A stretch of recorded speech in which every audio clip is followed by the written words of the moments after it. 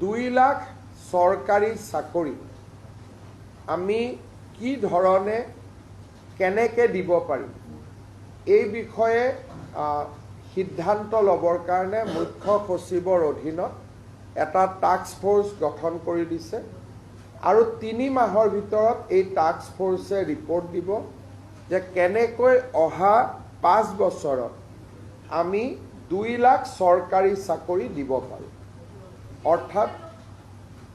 অৰ্থাৎ মুখ্য সচিব ডাঙৰীয়াই প্ৰতিটো বিভাগৰ লগত কথা পাতি সৰকাৰি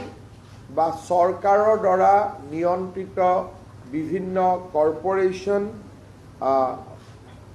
আমাৰ বিশ্ববিদ্যালয় 6 শিডিউলৰ কাউন্সিল এই গোটেইবিলাকত মিলি